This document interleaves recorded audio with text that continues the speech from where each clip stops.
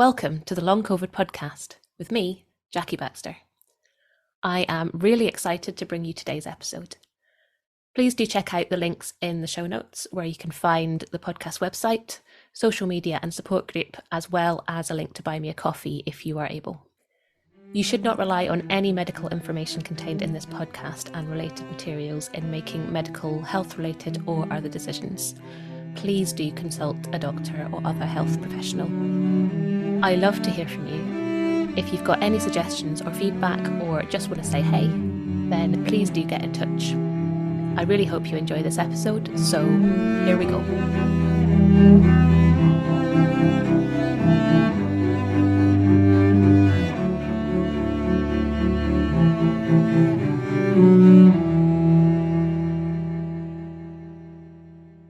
Hello and welcome to the Long COVID podcast. I have Dan Neuffer with me again today.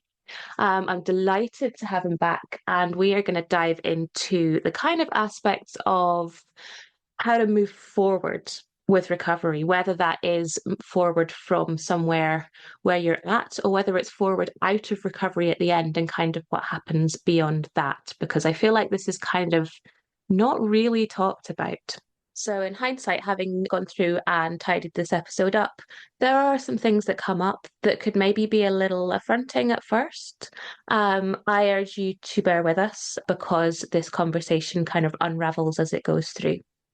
I think also just to say that, people listening to this will be at all different stages in their recovery.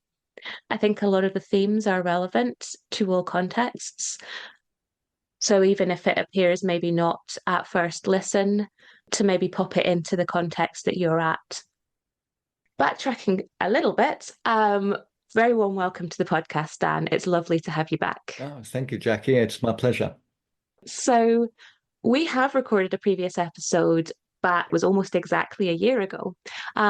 So I will direct people to that to check that out because that was really, really interesting. But before we get really started today, would you mind just saying a couple of words about yourself and kind of what it is that you do? Wow, it's getting a longer journey to summarize these days. I know. It's so hard, isn't it? I was ill myself, and after some years running around to 1,000,001 doctors, like most of us, ended up being diagnosed with CFS. And then I also developed POTS and fibromyalgia. And I was ill for about 7 years in total. I recovered after a period of very severe illness, I would say. So when I hit my low point, I decided that I would, in a moment of desperation and maybe slight delusionism, I decided I would work out what causes the illness because I didn't want to treat symptoms anymore because it was illogical. My background's not in medicine. My background is actually in science, but nothing to do with medicine. I was trained as a physicist.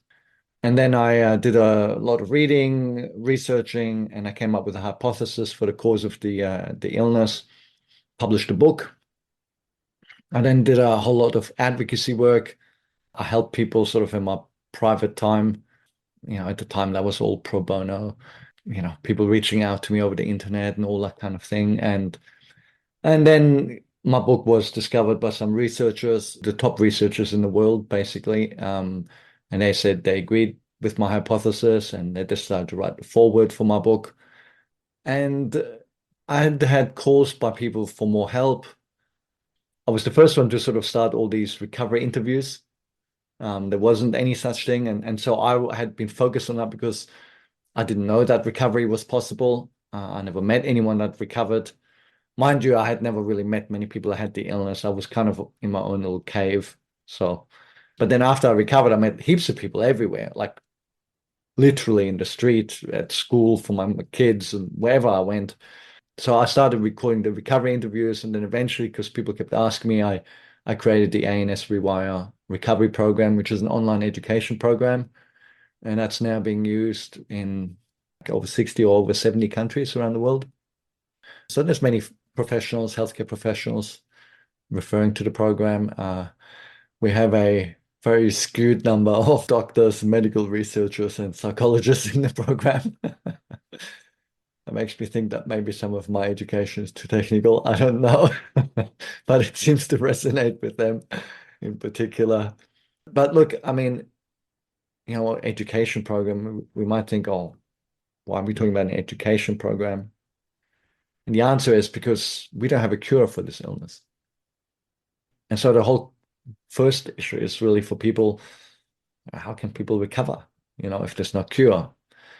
And that's a complex answer that needs an education program, right? It's not something you can tell someone on the bus and then they go on and get cured, right? Because there is no cure. So it's a complicated process. So yeah, that's my journey. I've been recovered now. I think it's around 12 years. It's been a long time in my life. Yeah. And we dived a load into more of your story and ANS Rewire in the previous episode, which was really, really interesting. But I mean, we're going off on a slight tangent here, but I think it relates very much to what we're going to talk about today as well, because you said, if there is no cure, how can we recover? And so, I mean, that's the sort of question that you get asked all the time, isn't it? There's no cure, there's no cure, there's no cure. And yeah, I mean, that's true on some level. You don't go to your doctor and they give you a pill and you become better. So, if that's what you mean by a cure, yeah, there is no cure for long COVID. There is no cure for ME/CFS. But also, there are people recovering, millions of people recovering. So, how do we match those two up? And I suppose that's where we come into this thing where it's everyone's journey is so different. I think it's built on kind of quite similar principles, but it's a very different journey, isn't it, for everybody, which is why recovery stories are so important, but also why getting attached to one particular recovery story is probably not so helpful. I think there's a couple of things here. I think the first thing is that we think they're different when we listen to them uneducated, but when we're educated about how it works, then they're not different Mm. because ultimately they treat the same root dysfunction. And people, without understanding how the illness works, wouldn't understand why one person with PTSD going to go and see a psychologist, how has that got anything in common with another person who's got severe gut parasites and dysbiosis, seeing a functional medicine doctor specializing in restoring gut biome? You go, well, those are completely different things. Well, they are different things, but they both affect the nervous system in similar ways. So whether something is a physical issue or a neurological issue or mental issue or emotional issue, it makes no difference. So that's the first thing. The second thing is this word cure. I don't want to say it's an oxymoron, but it's really hard to find a proper description for it. There are no cures. This is a figment of imagination. Like, who gets cured for what? What, you get Alzheimer's or Parkinson's? You don't even get cured when you have an ear infection. You might get some painkillers, you might get some antibiotics, but does that mean you're never going to have an ear infection again? It's gone. There's not many cures. There's often symptom reduction. The only one I can think of that comes remotely close is an antibiotic. But even that can be argued. If someone's got chronic ear infections, antibiotics are not the answer. That's because bacteria don't cause chronic ear infections. Bacteria are the result, not the cause of chronic ear infections, right? I mean, you say, oh, an infection is a bacteria, but why you keep getting this? Why does another person not get this? And it's this deeper way of thinking that is really missing in Western medicine. It's very focused on the outside, which is why post-viral fatigue syndrome or chronic fatigue syndrome, myalgic encephalomyelitis, postural orthostatic tachycardia syndrome, fibromyalgia, multiple chemical sensitivity, they're all considered to be different illnesses. Then we added long COVID.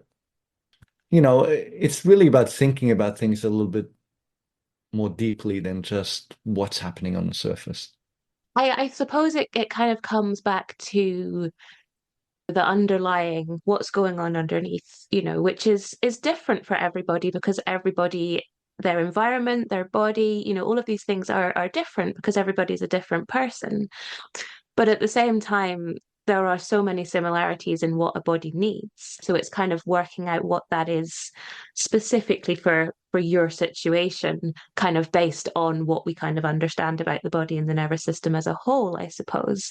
So I suppose bringing this back to what you were saying before, why do we need something like an education program? Well, I suppose it's because actually we need to kind of understand what these principles are to start with. What is it that a body and a nervous system needs, in this kind of situation, I suppose. So to sort of bring us back full circle almost to the beginning of our tangent. Well, look, and I think I want to give a distinction here, and I hope people don't think I'm splitting hairs here, but this is really important. So whilst I'm saying, yes, there are all differences, we recognize people have completely different journeys, different even dysfunctions many times. Even with the same diagnosis, they often have different secondary dysfunctions going on. One person has MCAS, the other person has some other autoimmune issue, hypothyroidism. But here's the thing, despite all of the differences or the things that we may want to heal, it's the wrong approach. It's the wrong approach to say, oh, I have to find exactly what's wrong with me, and then I have to fix that. Because guess what? People have been doing that like forever, and it doesn't work. You can treat all the dysfunctions, and maybe you'll be a bit better, or maybe you won't, or maybe you'll be better for a while. And then this is why people get so angry on the internet when they hear about this idea of people recovering, because they're like, well, I've tried all that and it didn't work. And that's because we're looking too low on the tree, right? We're looking at like what is happening with these dysfunctions. We're treating symptoms and secondary dysfunctions.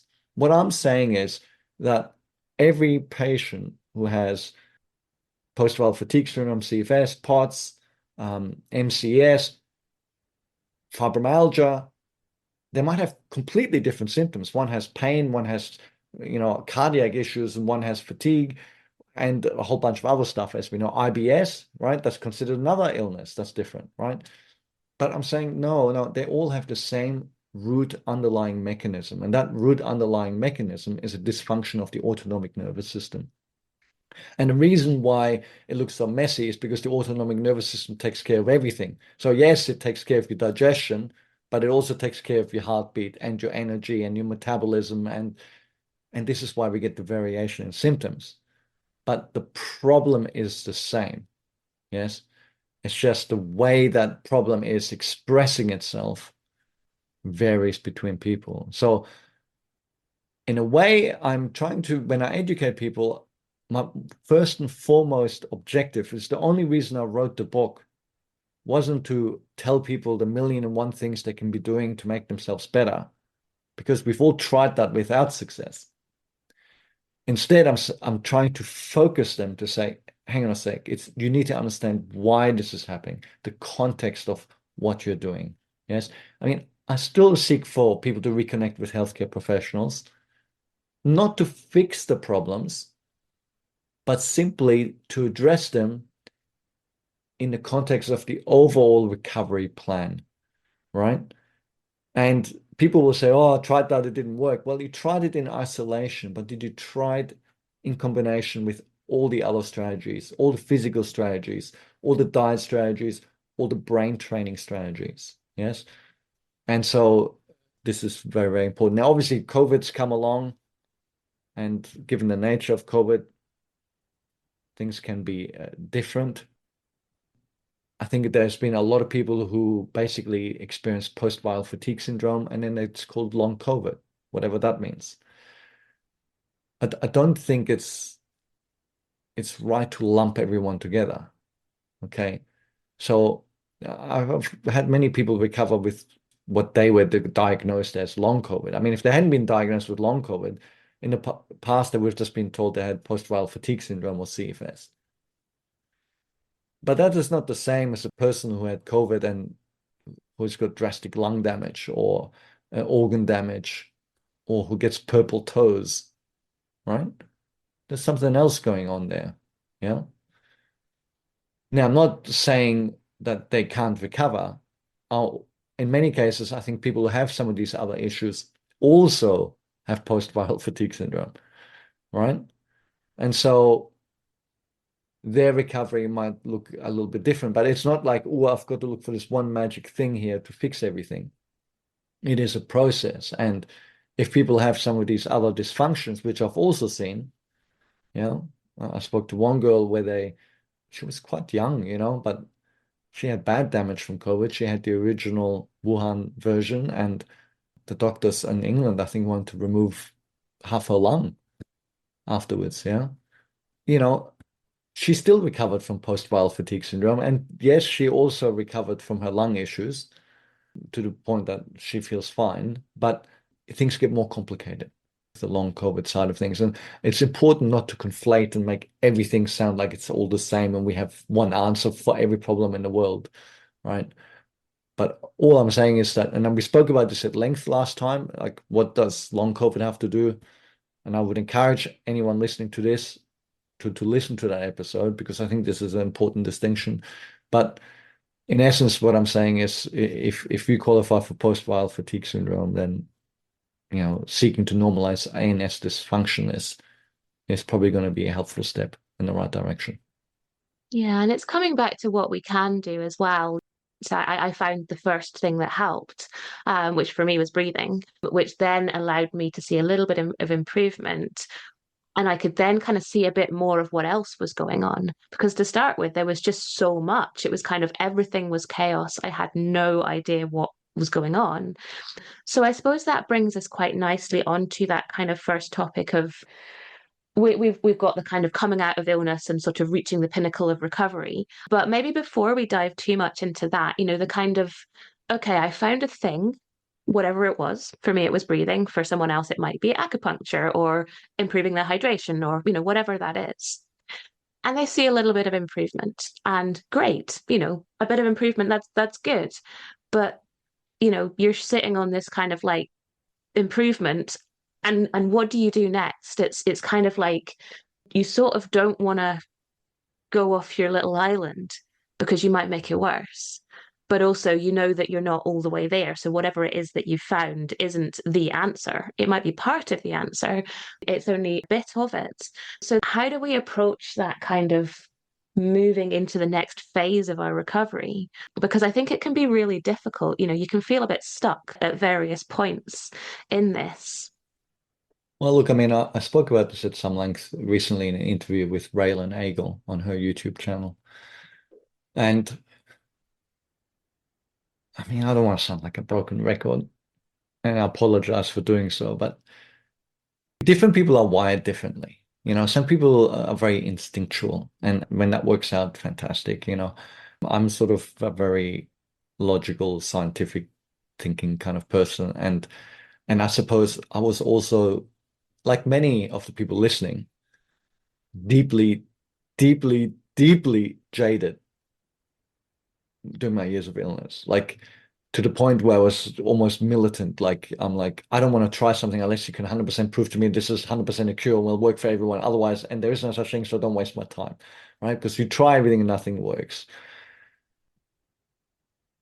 So if we can understand, for instance, why your breathing helped you, then this is very important. Yes.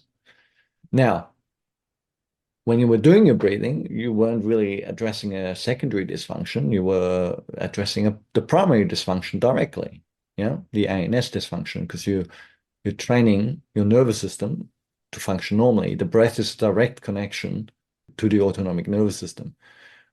The person that you mentioned that might be dealing with the hydration issue, those are symptoms resulting from the ANS dysfunction.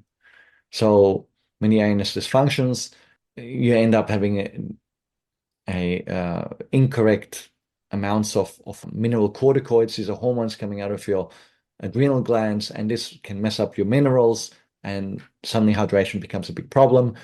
Then the lack of hydration becomes a stressor. It affects your metabolism, it affects everything.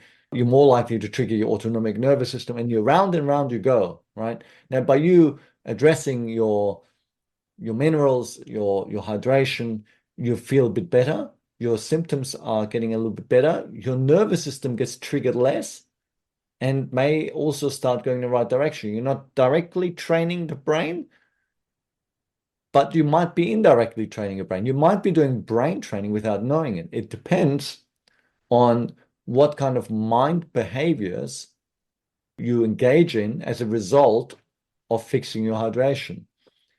And a quite reasonable way of thinking might be, oh, this is working, I'm getting better, I don't have to worry about this, I can relax. And so your body becomes less sensitized to the variation in its hydration as well, right? Or any kind of triggers of any type. So this is what I mean by things getting complicated. And by us understanding this in more depth, I think it can not only help us fine-tune our recovery, but it can help us break through plateaus. It can help us also deal with relapses. Yeah, I think it's really central to having a robust recovery. And I know that's what sparked you asking for this interview was when that recent podcast video that I did on my YouTube channel about how robust can recovery be. And I tell you, it really struck a chord with people. I mean, it had more comments than any video in 5 years, you know? And so I can see why you're saying this would be really interesting to people. Um, but I think it is essential because, I've seen people be recovered essentially for what is like forever. And I've seen people still relapse 20 years later. And their relapse was a mystery. And to me, it was really obvious why it happened. And so I think it's really important that we understand that. You have to understand, why did you get sick? Why did you relapse? Why did you get well?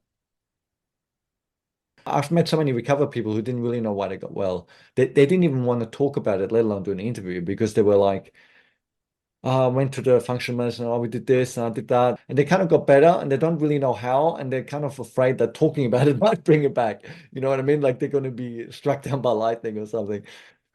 And so, yeah, that's not a great place to be. Certainly having water under the bridge, I think, is helpful. The longer you recover, the more confident you might feel.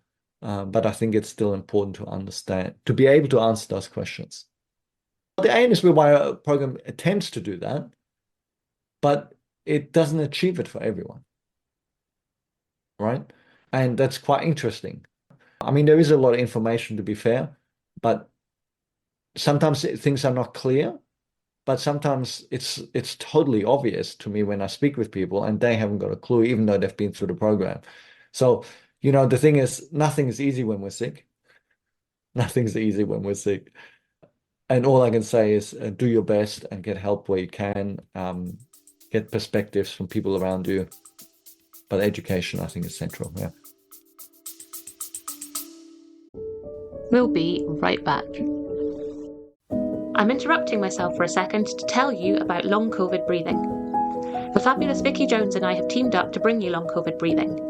We are both passionate about sharing our expertise and experience of the breath and how incredibly helpful that can be with long COVID. We've worked together to develop a course that is specifically tailored to those with long COVID. It's a 6-week course with 12 sessions, all delivered online. The community feel and learning that we're all sharing is such a joy. To find out more information and to sign up for our courses, workshops and other shorter sessions, please check out the link below, longcovidbreathing.com, or email longcovidbreathing@gmail.com to start your breathing journey with us.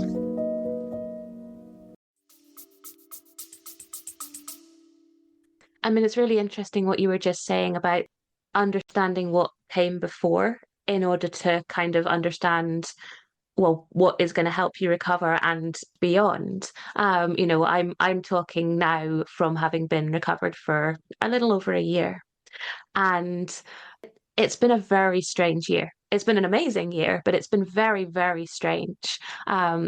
But I think for me, part of my recovery was kind of understanding what came before. And I feel like this can be a slightly touchy subject because some people can get very upset, understandably, if they feel like they're being blamed for their illness. And for me, I don't feel like blame is the right word here. For me, I think it's understanding that the life I was living before, I was in my 20s. I was indestructible, or so I thought. I was living a very high stress life. I was working far too many hours. I was doing far too much exercise. I was stressed out about everything. I was a total perfectionist, a bit of a people pleaser, all of these things that when you put them together into a big melting pot, it's kind of like looking back on it, if it wasn't COVID, something else would have taken me down at some point pretty soon. It just happened that that Mm. was the trigger. But, if you'd asked me 4 years ago, why did you get sick? I would have been like, I don't know. I was living a perfect life. I was completely healthy. There was nothing wrong with me.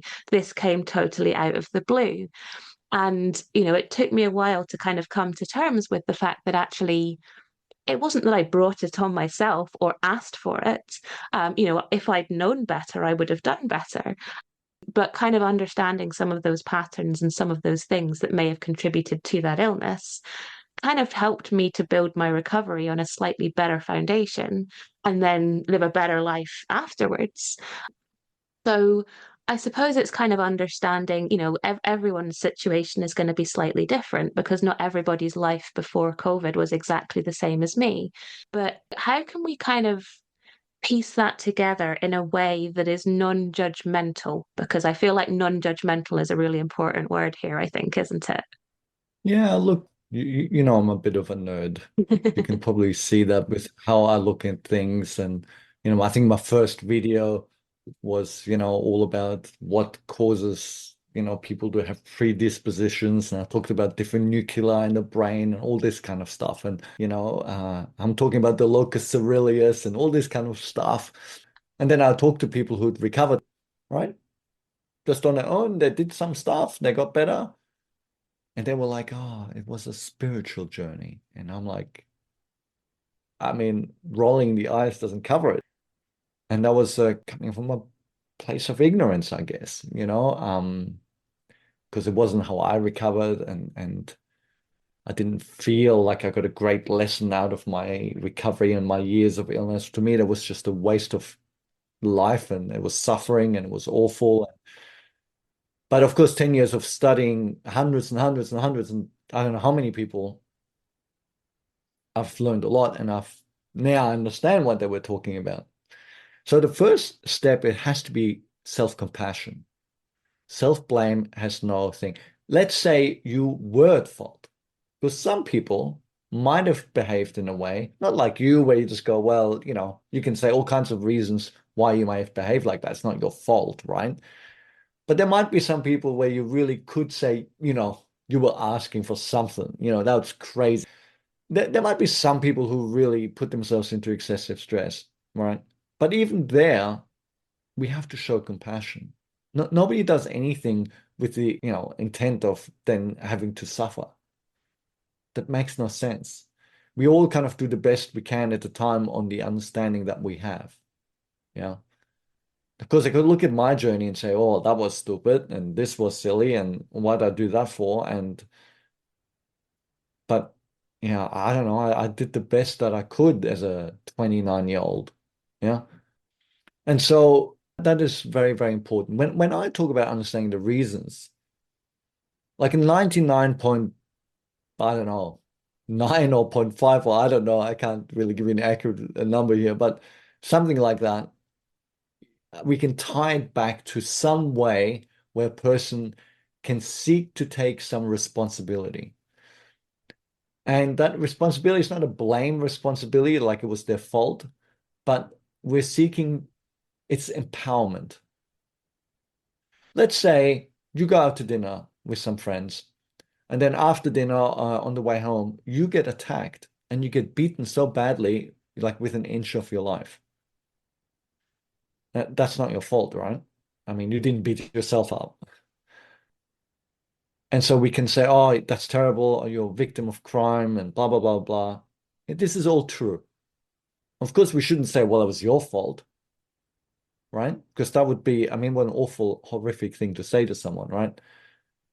However, besides the fact that it makes it kind of hard to get on with your life, to think that such bad things could happen at any stage, if you can recognize, if you can seek some way that it was, in inverted commas, your fault, or another way to saying it is, if you can find some way or something that you could have done different that might have prevented this, then you can feel better about the future. You can leave the house again. Yes? If you think this could just happen at any stage, would you ever leave the house? And some people don't when they have these kind of situations. They never leave again. So you got to go, no, hang on a sec. Maybe I could have done something different. Yeah. And that's empowerment, not blame. It's empowering because then you go, I did that wrong. Just because you did something wrong doesn't mean you're a bad person. I mean, I can probably list 5 things since breakfast. Okay. It's normal to do things wrong, but we've got to learn from those mistakes. We've got to be empowered and say, wow, I can choose a different path. And I think that's self-compassion and empowerment rather than blame is what we're really seeking with these things. And let me put this into context. Okay. Let's start before people get sick as well as after, right? So there's this whole like viral theory. I call it a theory because it really came to the forefront during the pandemic, where people would say, oh, COVID is strange and weird. Some people are like they get it and they spread it and they never even get sick. And they were talking like in the media and doctors and it's like, what are you talking about? Are you suggesting to me that this is new? Like we all know viral exposure doesn't mean you get sick. I mean, I'm not talking about rabies. I'm not talking about the Ebola virus, but if we're talking about respiratory viruses, since anyone who's listening, since they were 3 years old, they probably heard an adult saying, oh, I'm really run down. Oh, I've been overdoing working. Oh, I haven't been getting to sleep. I haven't been looking after myself. I'm coming down with something, right? In fact, why do you think we call it a cold? I mean, people used to think that you get sick with a cold because you've been out in the cold. Now, that's not true, right? It's a virus. Okay. So why did people come to this idea? Why? Because when they went out and it was really cold and they stayed out in the cold, their body would get stressed. It would depress the immune system. And of course, when your immune system's depressed, your ability to get sick from a virus is enhanced. So we've got to recognize that it's not just like that with viruses, but with any kind of onset. Like people get onset to CFS from all kinds of things, not just viruses, in which case it's called post-viral fatigue syndrome. And we think, oh, it has to do with the stressor that they experience, because we're talking about the autonomic nervous system, which regulates stress and then regulates all of our bodily systems, which is why we got so many symptoms, right? But stress isn't the result of the experience that we have. So if I take 5 people and throw them all into an icy river, the stress they have is different. If you take 5 people and they're all on a bus that explodes, their stress is different. If you take 5 people and they all get dumped by their boyfriend or girlfriend, the stress is different. And if I take 5 people whose boss is abusive to them, their stress is different. And it's different for multiple reasons. It's not just because of how they think about it or how it affects them or whether they're sensitive as a person or not, but it's whether they go to work the next day. How bad can a boss be when you're not there? Right? So some people will make choices to remove themselves from a stressor. Some people will make choices to change how they respond to a stressor. Some people will make changes to how they respond to it with everything else in their life as a result of a stressor. And some people don't. And the people who don't end up suffering or experiencing an amount of stress that the nervous system can't cope with. So if I get the flu from hell, but I still think I have to work 60 hours per week and don't take time off, or as soon as I'm off, like after 10 days, I then have to do it, or I still think I have to do my marathon running training, then I'm going to have a problem. But the other person who says, oh, that's too much, I can't do anything, they reduce the other stresses in their life once they're dealing with the stressor that's come along, that's unexpected. So it's a change in behavior. And it used to really bewilder me. Like people used to say, oh, people with CFS or post-viral fatigue syndrome, they're weak people, you know? They like complain and they moan and there's nothing really wrong with them and all this kind of thing. And the truth is, it's the opposite.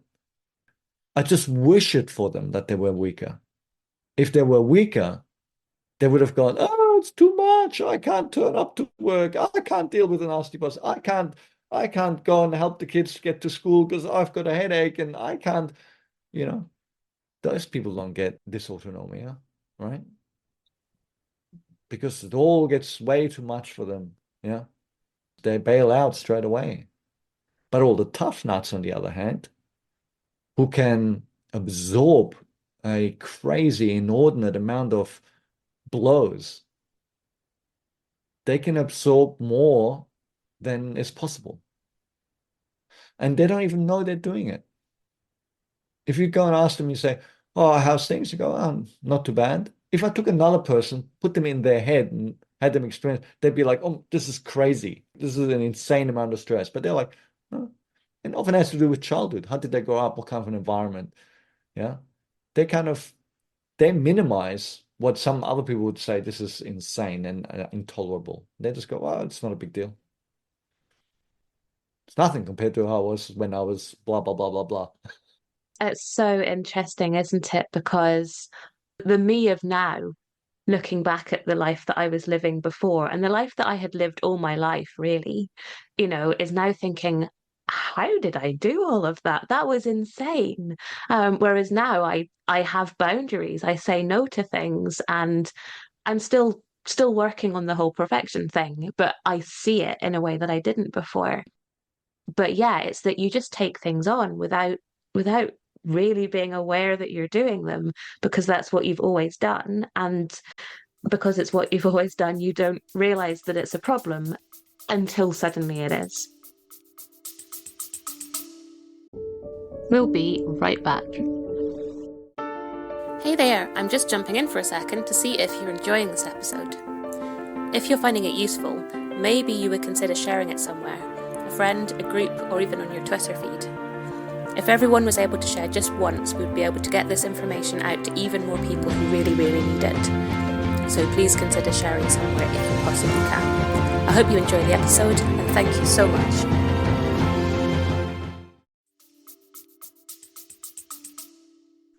Well, the problem, I think, Jackie, too, is this is a cultural problem, not an individual problem, too. Like, we're told that it's bad to be selfish. My conversation daily with people is being selfish is the most selfless thing you can do right now. Right? So I know we live in a very politically correct world, and I'm sorry if I'm opening a can of worms up, but seriously, I just feel like women have got the short end of the stick. Like now you're supposed to be super mom, not mom, not like the normal mom who like sometimes has good days, sometimes just goes like, just all too much, or sometimes blows her top. No, super mom, always perfect for the children, because the children are more important than the parents now, right? Much more. What a strange thing to say. Of course, they're more important. Yeah. Hmm.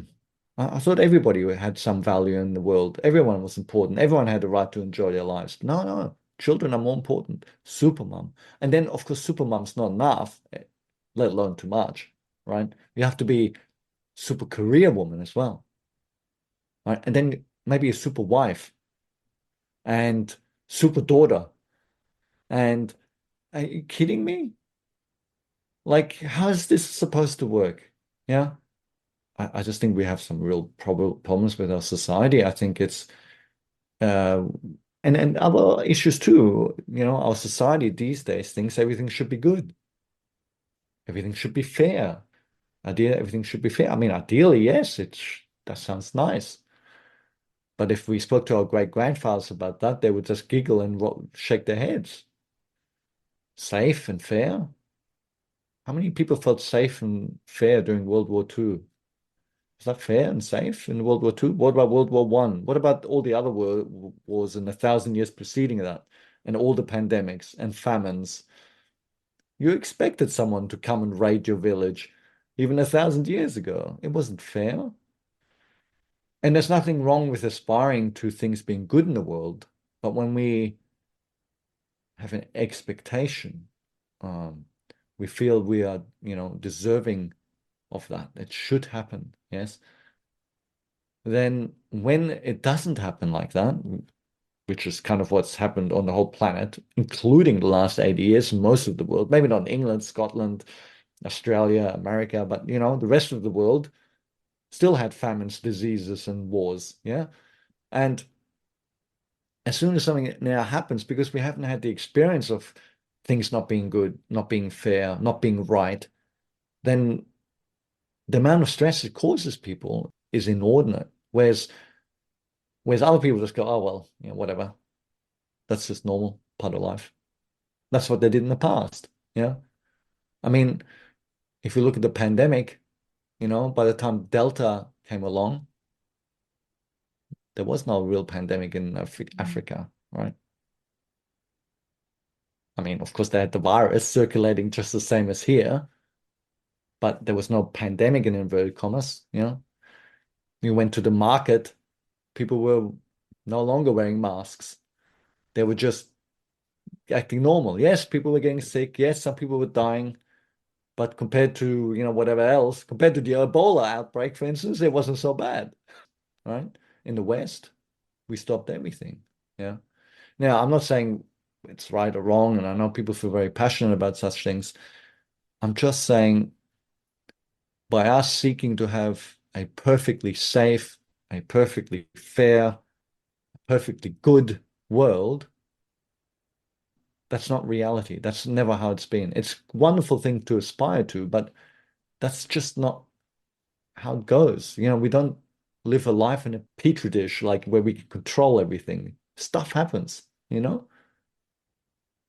Stuff happens outside of our control of society and us and individuals. And recognizing that there's these ups and downs and that we have to accept those things and then work through them is essential for any society. And some societies, our societies, have probably become less good at that. And as a result, I think more people end up experiencing more stress. Mm. So it's almost like, I mean, I mentioned perfectionism as a thing that I've always had and something that I'm trying to work through. And from listening to you speak just then, I'm thinking, gosh, we're doing exactly the same thing for society and actually in the process, in some ways, making it worse. And we know, how we understand about perfectionism in ourselves, that actually, if we're putting all of that pressure to be a perfectionist on ourselves in any way, but particularly in the context of recovery, that pressure that we're putting on ourselves is actually making the whole thing worse. Absolutely. And I'm thinking, gosh, is that what we're kind of doing with society? I don't know. I'd never thought about that way before. That's really interesting. Let me ask you this. My grandfather, right, he was born in 1900. Now, how many of his schoolmates from the very first year 4, let's say, or 5, how many of them were alive by the time he was 18? How many of his friends had a sibling that died before the age of 18, right? And now such a thing is completely unacceptable. And of course, the numbers have come down like hugely, which is wonderful, of course. I'm not suggesting we don't strive for these things, right? But now we protect our kids to such an extent that they don't even leave the house.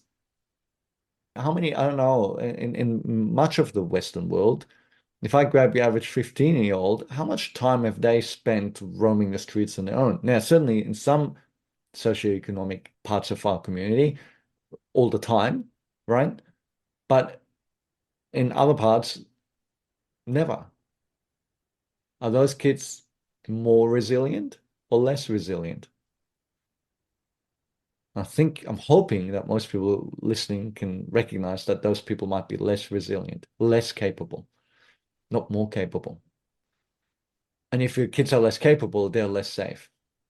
So in our efforts to protect our children more deeply, because we heard some nasty story, we now protect them so much that we actually make them vulnerable because we don't want them going anywhere with them because we're afraid they might be attack them or rob them, right? But because they're never exposed, when they go out and eventually on their own, what skills do they have to, have that tingling on the back of their neck to say, oh, something doesn't feel right here? They're not having any of those experiences in childhood, let alone adolescence. So I think we are shooting ourselves a little bit in the foot. So it's that balance between, as you say, of course, striving for, not having 50% of your children dying in infancy, for example, because that's a terrible thing and we have the ability for that not to happen. So striving for better healthcare, absolutely. Striving for equality, striving for better working conditions, all of these things, absolutely a good thing. But I suppose it's finding the balance between that and actually allowing people to learn through experience, I suppose, and to build up those tools and that resilience. So when they are faced with something stressful, whether it's a unpleasant situation with a dangerous person or an illness or a stressful situation or whatever that is, that actually they are then able to deal with that in an appropriate way, I suppose. And I think it's an acceptance too, Jackie. I mean, the first step, we talk about dealing with it and all of this kind of thing. Let's say you don't deal with it. Let's say you can't deal with it. Let's say it's all bad. But by simply saying, well, bad stuff happens, that's just part of life, we can kind of accept it and kind of move on. You'd be surprised how effective that is. That simple thing of accepting, well, that's bad. This is what happens. Sometimes bad stuff happens. Yeah. But we live in a world now where, no, you can't have any bad stuff happening. You have to fix it. Yeah. And that is delusional. That's unnatural. That's not based in the reality of the world forever, right? And this kind of thinking, if you're trying to make your experience of life and the world this kind of thing, you're going to have a crazy amount of stress. Let me sort of, close the topic off perhaps with this. It's like saying all the children should behave well and nice at the party. And then I get the parties for 4-year-olds and we soup them up on chocolate cake and jelly and Fanta, right? And oh my goodness, they're yelling. That one's running around. He shouldn't be standing up yet. We haven't sung the song. Like, are you kidding? You're going to be in for a lot of stress if you're trying to impose that imaginary reality onto that situation. That's basically what I'm saying. And I think it's a bit of a cultural problem. Yeah. Yeah.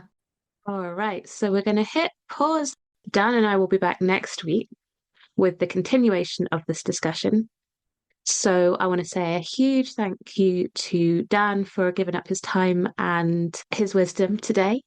And I look forward to sharing the rest of our discussion with you in a week's time. Thanks, everyone. Thank you so much to all of my guests and to you for listening. I hope you've enjoyed it, or at least found it useful.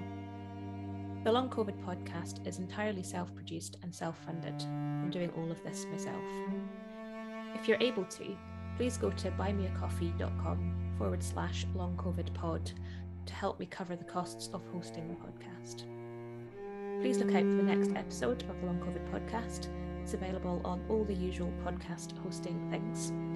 And do get in touch. I'd love to hear from you.